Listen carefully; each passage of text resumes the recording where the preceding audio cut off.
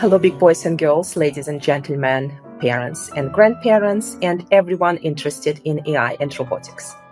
I am Anastassia, and I'm bringing to you AI Snacks with Romy and Robbie, a podcast for AI muggles, not wizards.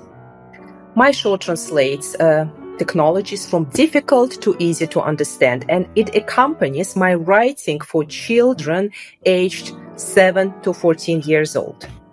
While I write for the younger audience, I podcast for parents, grandparents, and older siblings, and anyone who would like to deep dive all the AI and robotic technology which get mentioned or described in my Romy and Robbie series.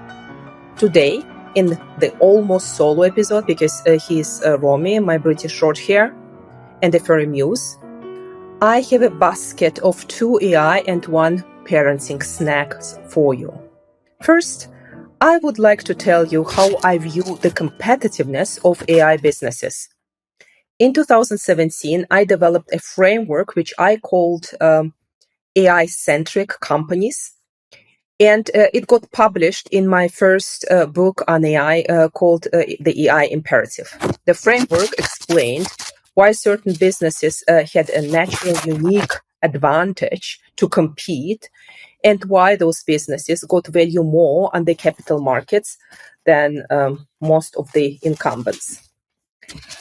And then I will move into the second snack, and it will be the Amara's law. And we will study what it means for AI. This law will help us to understand whether we live in times where AI is maybe overhyped. Finally, I would like to address every worshipper of efficiency among my audience and talk about a wonderfully honest book called 4,000 Weeks. I always recommend this read to my executives who I'm working with when I mentor them. So, and this is a very important question. Would you be more thoughtful about how you spend your time if you knew how many weeks do you have to live? So let's start with AI-centric businesses. Twice a year, I routinely look at the Fortune 500 index of the most valuable companies on the planet. There was a very interesting development within this index between 2018 and 2022. There were 10 most valuable companies, and all of those were AI-centric businesses. And let me name those companies. So the place and the index fluctuated, but the names remained. And those were Amazon, Apple, Alphabet, Microsoft, Meta, TSMC, NVIDIA, Tencent, Baidu, and for a number of quarters in 2021 and 2022, Tesla. In 2022, this picture started to change after 5 years. The reasons were COVID pandemics and the war in the Ukraine. And those events, which touch every single sector on the planet, brought into prominence further industries, such as energy, healthcare, and retail. And besides, the United States policy engaged in the Cold War over hot tech. And this is how top Chinese companies disappeared from the first ranks in this Fortune 500 index. Still, 6 companies, those are tech giants like Amazon, Alphabet, Apple, Microsoft, Meta, and NVIDIA, they still play within the top 30 league. And interestingly, Tesla, with all its problems, is still ranked higher than traditional automotive manufacturers or OEMs. So in 2017, I researched the commonalities of big tech companies which declared the AI first strategy. And this is what I found. All these companies owned, of course, a large part of their success to the data. And there's no surprise there. They all committed to AI strategy early on. But then this commitment brought a couple of investments, and this is what those companies built. So I will nominate now 5 features or drivers or enablers for the success of those AI-centric businesses. So number 1, every single of those companies started developing their own semiconductors. And you might remember from the first episode on this very podcast that designing semiconductors is a difficult enterprise. So my guest, a wonderful writer and journalist, James Ashton, talked about one of the leading chipset designers called ARM from the United Kingdom. He mentioned NVIDIA, which is currently worth over $1 trillion, with all the GPUs or graphic processing units. And those GPUs are the base to power contemporary AI models. Semiconductor capabilities within a business might offer invaluable advantages when you build your technology stack, and you can optimize of the component of your technology architecture vis-a-vis your own silicon. And it gives you as well a certain independence, especially if the global markets can't deliver easily.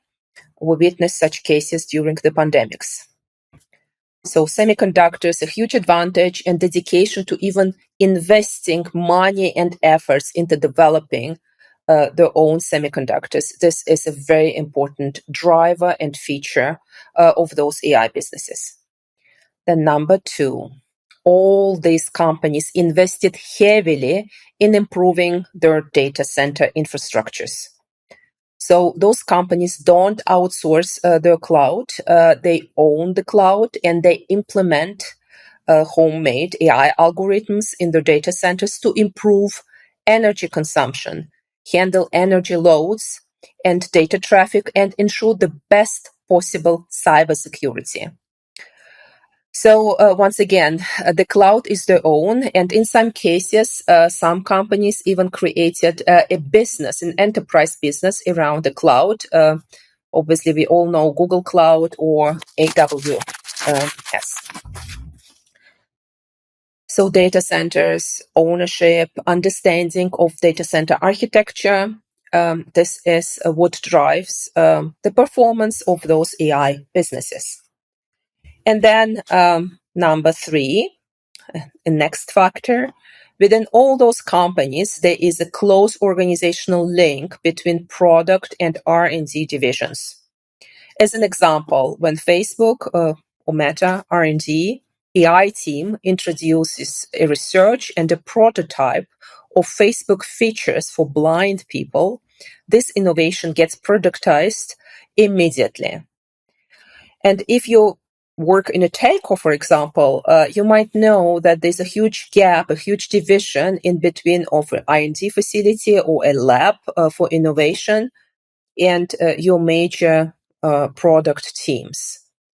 And this is an explanation why, in some cases, telco companies are quite inflexible and move slower comparing to the internet providers. So R&D and linked to product and productization, it's a huge benefit of those AI-centric businesses. Now let me move to the feature number 4. Top AI-centric businesses ensure a cross-play between academia, so leading universities and research facilities, and their corporate divisions. As an example, Andrew Ng, who many people know, joined Google from Stanford in 2011. He became one of the first AI experts from academia taking up an active role in industry. Ng moved again in 2014 and became chief scientist at Baidu.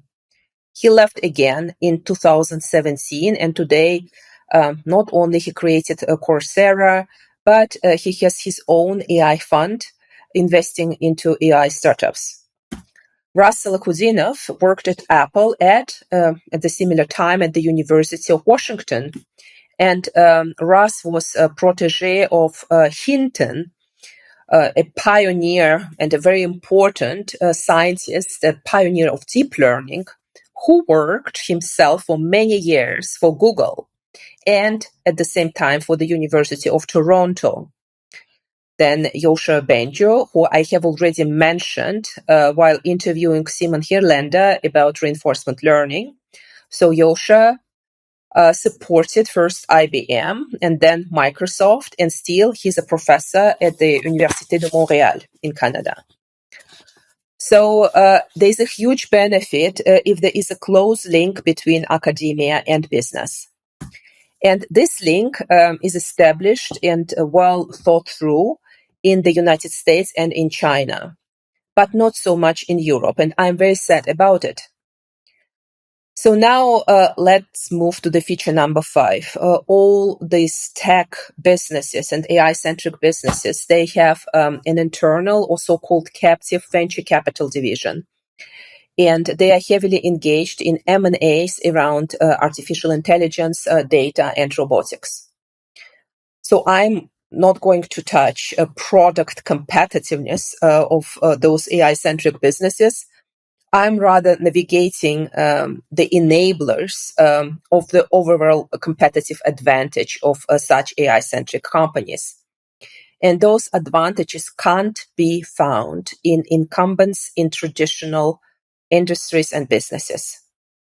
And now it brings me actually to my second snack of the podcast. Even if you don't know the name Amara, you're most probably familiar with his law. Let me explain. So Royal Charles Amara was born in 1925 and he died in 2007. He was an American researcher, a scientist, and a futurist, a president of the Institute for the Future, best known for coining this Amara's law and the effect of technology. His adage about forecasting the effects of technology has become known around the globe. And Amara was saying, we tend to overestimate the effect of a technology in the short run and underestimate the effect in the long run. This law has been used in explaining nanotechnologies, but it could be applicable to data technologies such as AIs. Now, let's look into what's happening today in AI, and let me discuss the hype and the worth of the AI industry while looking what is going on around OpenAI. This company, and I applaud this company, did more for democratizing AI as many other players together. It released ChatGPT 3 in November 2022, and the world took notice. Since then, the amount of general AI consultants as jobs exploded on LinkedIn. And I can buy a very bad book called AI Plots a Novel, educating people how to write a novel with use of ChatGPT. Probably the novel will be as bad as this book. And schools started worrying about student cheating with Bard or ChatGPT and not doing the homework and writing the essays with those technologies. And of course, billions of US dollars and euros were invested into generative AI technologies. And by the way, we've already discussed how generative AI works on this very podcast. So those things are on behalf of short-term over-optimism about the technologies. And this is the case with generative AI. And now let's consider the naysayers and those who are kind of against. And by the way, I'm not pretending to be exhaustive in my storytelling. So a lot of companies have never invested into establishing a healthy, reliable, and forward-looking data strategies and their operationalization plans. And whenever a large language model gets, let's say, discussed in the press because of hallucinations, those companies are screaming, nay, we told you so, from all kind of corners. AI made a mistake. How wonderful. It was great that we did not jump on the strain of AI. But those companies, I'm always saying, could have harvested on a big competitive advantage if they are still to invest into AI. It's a huge road ahead of them. And they should review their digital assets more thoroughly. There are other voices of criticism, especially from the corner of those who understand how technologies are getting built. And those people sometimes get annoyed whenever there is another video or tweet or X message of Sam Altman, who is the CEO of OpenAI, touring the US Senate or visiting Stanford campus, what happened recently, or other places, claiming that OpenAI is working on artificial general intelligence, AGI, and this AGI is around the corner. So OpenAI works on AGI daily. Once this AGI is there, it will bring longevity, cure cancer, and solve the climate dilemma. So Altman, I would say, needs to sing this song. In February 2024, after the last fundraise, OpenAI, his company, was valued $80 billion, 80, not 18, 80. It's also known that the company is burning cash and that the funding model cannot reach the scale to seriously compete with the like of Google. Even if the company has tremendous uptake and surpassed $2 billion in revenues, it might never get profitable. So how do you convince the world that your ideas and business might ultimately be worth more than 80 billion, maybe 1 trillion or 5 trillion? And this is the answer for any type of business, any type of technology. So you get the world to believe it, partly by getting some great results, partly by speculating about unlimited potential, and partly by downplaying and ignoring inconvenient truth. It has been true with many technologies, and now it's true with AI. So there's one important caveat here. You can only convince the world if this world doesn't pay attention to how those technologies get developed, built, and implemented. And by the way, this was my motivation in doing this very podcast and even to starting my journey with the Romy and Robbie series. I really want to educate with entertainment and to bring the knowledge of AI into families, to the kids, because I think that the sooner you start with AI and robotics, the better. So back to OpenAI, connecting a chatbot to a large language model and enable people to prompt has been a great success indeed. So kudos to OpenAI and the beginning of those chat LLMs. The recent announcement, though, of GPT-4 by OpenAI wasn't very exciting, and the industry took notice. They linked text capabilities to audio, and in my eyes, it's a fantastic incremental result. But of course, there isn't any hint on the emerging AGI. And of course, like its predecessor, GPT-4 hallucinates. Let me pause here. So many people are confused about the relation between human cognitive errors and LLM hallucinations. Let me talk about what hallucinations are, comparing those to how humans make mistakes. So humans claim things that aren't true for several reasons, and those reasons might be very different. So sometimes humans lie. Sometimes they misremember things. Sometimes they are ill and they might even be taking drugs. Sometimes they are in a rush and fail to think through what they're saying. And sometimes humans suffer from mental conditions.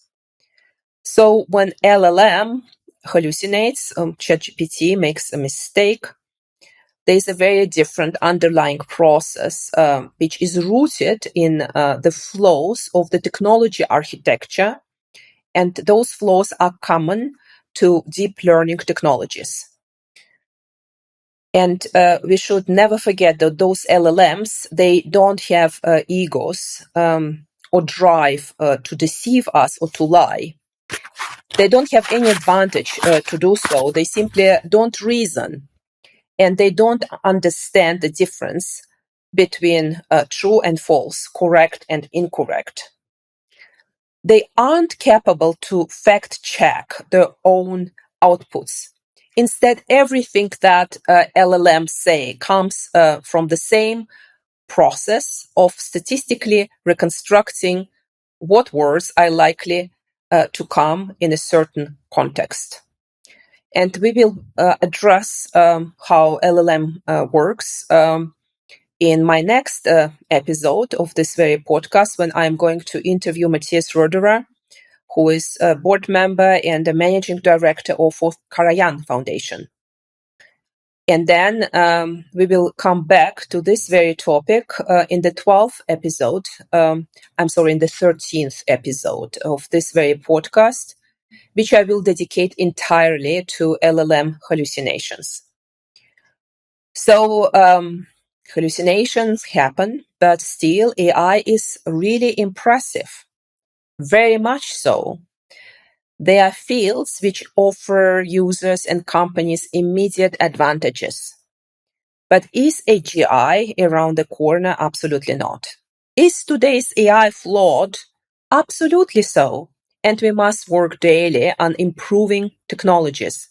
We must address the quality of data, the biases in data, and the technology architecture. We must invest in fundamental research to identify ways infusing deep learning with further methods of AI. And we should stay clear-eyed and sober about what is true and what is not when it comes to discussing AI and robotic technologies. So be aware of overexcitement and beware of outcries of rage about AI missing a point. And for myself, I'm incredibly enthusiastic about AI and robotics and what those fields might bring to the humanity. I see a future when we are going to work with machines and smart software side by side. We need to educate ourselves about how those machines and how AI software technologies work. This will allow us to stay in the game and have a say in the development and implementation of these very technologies. So the Amara work, the Amara law is true for AI. And it's all about technology literacy, which will ensure that we can make a good judgment call on those technologies. And now let me come to my last snack, which is a parenting snack, and talk about time. We live in an age of impossible demands, infinite choices, relentless distraction, and spiraling global crisis. Yet most productive advice, like other modern messages about time, makes things worse. It encourages the fantasy that we might one day get everything done, becoming the fully optimized, emotionally invisible masters of our time. The pursuit of this limit-denying delusion systematically leaves us more busy, distracted, isolated from each other, and actually we postpone truly important parts of life to some point in the future that never quite seems to arrive. So this is the nutshell of the book 4,000 Weeks. This book and 4,000 weeks, this is the average span of life of a modern human. It's a philosophical book, but at the same time, a tremendously practical guide to the alternative path of embracing our own limits. It's about actually getting meaningful and thoughtful about how things get done here and now, about our work and how we spend our lives. And this clear-eyed understanding of our limitations is actually a secret sauce. The central challenge of time management isn't to become more efficient, but deciding what to neglect. And the superpower actually in this equation is patience, letting things take the time they need to take. So it's a wonderful read. I truly recommend the book, and I enjoyed a couple of quotes from the book regarding our relationship with time. For example, we tend to speak about having a limited amount of time. It makes more sense to say that we are a limited amount of time.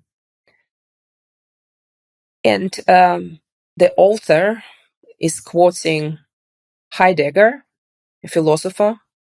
We don't get or have time. Instead, we are time.